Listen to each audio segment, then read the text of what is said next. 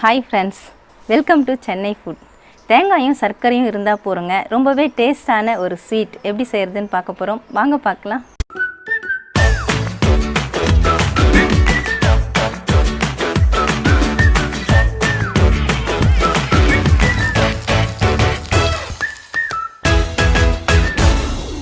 தேங்காய் பர்பி செய்யறதுக்காக நான் 2 மீடியம் சைஸ் தேங்காயை உடைச்சி அதை சின்ன சின்ன பீசஸாக கட் பண்ணி எடுத்துருக்காங்க. இந்த தேங்காயில் இருக்கக்கூடிய அடிப்பகுதி கருமையாக இருக்கும் இல்லைங்களா, அது எல்லாத்தையும் நான் பீலர் வச்சு தோல் எல்லாத்தையும் சீவி எடுத்துகிட்டு பொடிசாக நறுக்கி வச்சுருக்கேன். நான் இதை மிக்சியில் போட்டு தான் துருவி எடுக்க போகிறேன், அதனால் பொடிசாக நறுக்கி எடுத்துருக்கிறேன். இந்த தோல்லாம் பாருங்கள், அந்த தேங்காயிலேருந்து சீவின தோல் இந்த அளவுக்கு வந்திருக்கு. இது நமக்கு யூஸ் ஆகாது, உங்களுக்கு காட்டுறதுக்காக நான் அதை எடுத்து வச்சுருந்தேன். இப்போ இந்த தேங்காயை நம்ம மிக்ஸி ஜாருக்கு மாற்றிட்டு கொஞ்சம் கொஞ்சமாக ஒவ்வொரு பேட்சாக நம்ம துருவி எடுத்துக்கலாம். நீங்கள் கிரேட்டரில் கூட துருவலாம். அதை துருவல் பார்த்தீங்கன்னா கொஞ்சம் பெருசாக வரும். மிக்ஸி ஜாரில் துருவினா நமக்கு நல்லா பொடிசாக வரும். உங்களுக்கு துருவிட்டு காட்டுறேன்.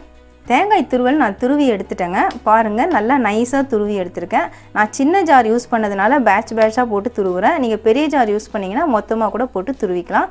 இதை நான் பவுலுக்கு மாற்றிக்கிறேன். நான் எடுத்த 2 கப்பு தேங்காயுமே நல்லா துருவி எடுத்துட்டேங்க. தண்ணி சேர்க்காமல் இந்த மாதிரி நைஸாக துருவி எடுத்துக்கோங்க.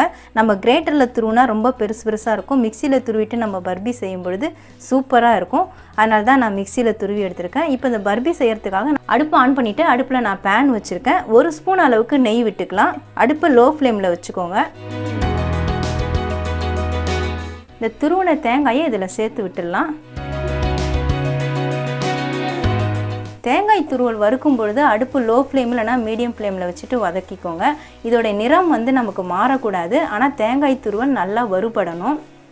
பொறுமையாக இதை நல்லா வறுத்து எடுத்துக்கணும். ஒரு 5 நிமிஷம் வறுத்து எடுத்தால் நல்லா உதிரியாக வந்துடும். தேங்காய் சேர்த்துட்டு நான் லோ ஃப்ளேமில் வச்சுட்டு ஒரு 5 நிமிஷமாக வறுத்துக்கிட்டு இருக்கேங்க. பாருங்கள், இப்போ நல்லா உதிரியாக இருக்குது. போடும்போது எப்படி இருந்தது, இப்போ தேங்காய் நல்லா உதிரியாக கொட்டுது பாருங்கள். இந்த அளவுக்கு நல்லா உதிரியாக வரணும். அப்படியே பிரிஞ்சு கொட்டுது பாருங்கள். இந்த அளவுக்கு உதிரியாக வந்ததுக்கப்புறமா தான் நம்ம சர்க்கரை சேர்க்கணும். நான் 1.5 கப் அளவுக்கு சர்க்கரை சேர்த்துக்கிறேன். 2 கப்பு தேங்காய் துருவல் சேர்த்ததுனால 1.5 கப்பு சர்க்கரை சேர்த்துக்கிறேன். உங்களுக்கு இனிப்பு குறைவாக வேணும்னா நீங்கள் 1 கப்பு கூட சேர்த்துக்கலாம். எந்த கப்பில் தேங்காய் துருவல் எடுக்கிறீங்களோ அதே கப்பில் சர்க்கரை எடுத்துக்கோங்க. 1/4 கப் அளவுக்கு பால். இப்போ நல்லா கலந்து விட்டுக்கணும். சர்க்கரை சேர்த்துட்டு நான் நல்லா கலந்து விட்டுட்டேங்க. பாருங்கள், இப்போ சர்க்கரை சேர்த்ததுக்கப்புறம் நல்லா தேங்காயும் சர்க்கரையும் ஒன்று சேர்ந்து வருது. நல்லா இலகி வருது பாருங்கள். அப்படியே லூஸ் ஆகிட்டு வருது. இது கொஞ்ச நேரத்தில் பார்த்தீங்கன்னா இன்னும் நல்லா இறுகி வந்துடும். இப்போ கொஞ்சமாக ஏலக்காய் பொடி சேர்த்துக்கலாம். நான் ஏலக்காய் பொடியில் கொஞ்சம் சர்க்கரை சேர்த்து தான் அரைச்சிருக்கேன். அதனால் 1/2 ஸ்பூன் அளவுக்கு எடுத்திருக்கேன். நீங்கள் வெறும் ஏலக்காய் தட்டி போடுற மாதிரி இருந்தால் 3 ஏலக்காய் தட்டி போட்டுக்கோங்க. கொஞ்சமாக நெய் சேர்த்து விட்டுடலாம். ஆரம்பத்தில் நான் 1 ஸ்பூன் சேர்த்தேன், இப்போ 1 ஸ்பூன் சேர்த்து விடுறேன்.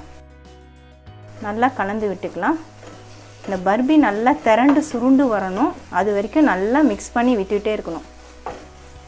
அடுப்பு லோ ஃப்ளேம்லேயே வச்சுக்கோங்க. அதிகமாக தீ கொடுக்கக்கூடாது. கொடுத்தீங்கன்னா அடியில் அப்படியே அடி பிடிக்கிற மாதிரி ஆகிடும், கருகி போயிடும்.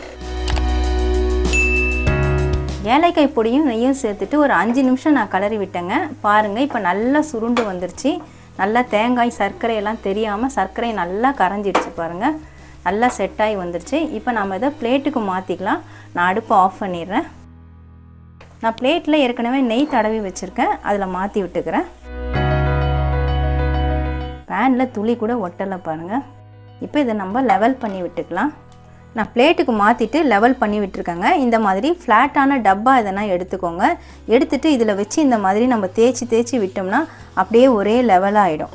மேடு பள்ளங்கள்லாம் இருக்காது. பாருங்கள், ஒரே லெவல் ஆகிடுச்சு. இதை நல்லா ஆற விட்டுட்டு அதுக்கப்புறமா கட் பண்ணலாம். தேங்காய் பர்பியை நான் நல்லா ஆற விட்டுட்டேங்க. ஆற விட்டுட்டு அதில் பார்த்தீங்கன்னா கோடு நல்லா போட்டு விட்டுட்டேன். இந்த மாதிரி கோடு போட்டு விட்டுட்டோம்னா நமக்கு கட் பண்ணி எடுக்கிறதுக்கு ஈஸியாக இருக்கும். அந்த கோட்லேயே நம்ம இப்போ கட் பண்ணி விட்டுக்கலாம்.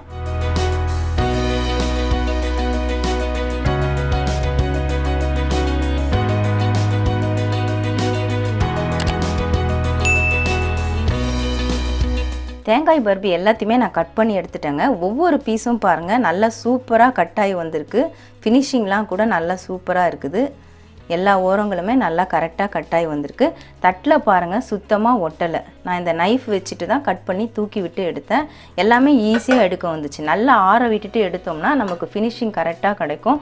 இது பார்த்தீங்கன்னா 2 கப்பு தேங்காய் 1.5 கப்பு சர்க்கரையை வச்சு இந்த தேங்காய் பர்பியை நான் ரெடி பண்ணேங்க. கிட்டத்தட்ட 1 கிலோ அளவுக்கு நமக்கு ஸ்வீட்டு கிடச்சிருக்கு.